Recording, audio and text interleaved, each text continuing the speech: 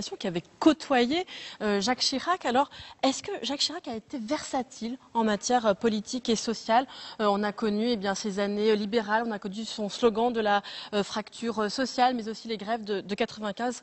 Qui était Jacques Chirac sur ce niveau-là? D'abord, je veux rappeler, pour dire quand même, comme tous les Français, que c'était un homme tout à fait charmant, abordable, humain, que c'était pas de ces technocrates froids qui méprisent le peuple et les gens. Ça, c'est déjà un acquis important comparé à toute une série de leaders politiques actuels ou récemment passés.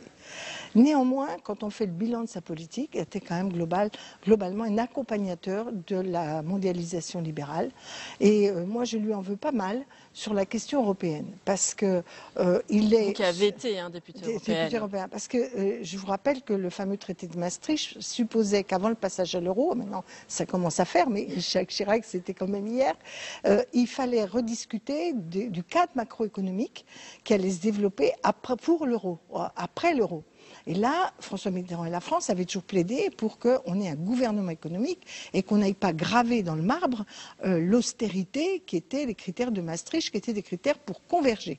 Or, il a accepté ce pacte de stabilité qui va brider pendant des années, que Lionel Jospin a eu tort de valider, mais qui pendant des années va brider l'économie française et nous être défavorable. Donc la fracture sociale, ce n'était qu'un slogan pour vous. Et la fracture sociale, au contraire, elle va s'accroître, puisqu'on va voir quand même que je donne souvent cet élément de comparaison.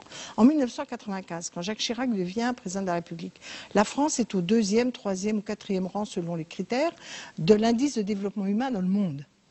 C'est-à-dire qu'on y est bien. Voilà. Et là, on est à la 20e place quand il part.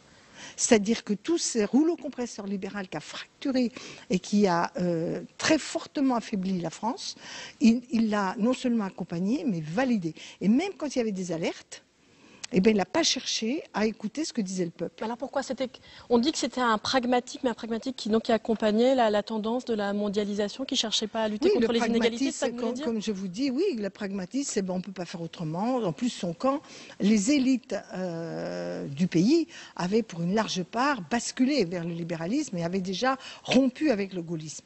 Et à supposer que lui ait voulu plutôt limiter la casse, il n'a pas eu la détermination politique pour empêcher. On parle par exemple, c'est très marrant, alors c'était un président de la 5e, c'est-à-dire il présidait et il laissait passer ses ministres en premier rideau. On parle de la réforme des retraites Fillon, dont chacun s'accorde à dire qu'aujourd'hui, elle a affaibli les retraites pour les plus pauvres. Oui. Mais c'était des retraites Chirac, il était président de la République. Donc toute une série de reculs sociaux. Il les a fait porter par ses gouvernements. La Sécu et la santé vont mal depuis la grande réforme Juppé. Alors, je ne dis pas que la gauche a fait ce qu'il fallait. Hein. Je dis quand même que sous les deux quinquennats de Chirac, quinquennat ou septennat, des 12 ans de Chirac, la situation ne s'est pas améliorée et la France n'a pas trouvé un modèle original qui ne soit pas bêtement de suivre la mondialisation libérale.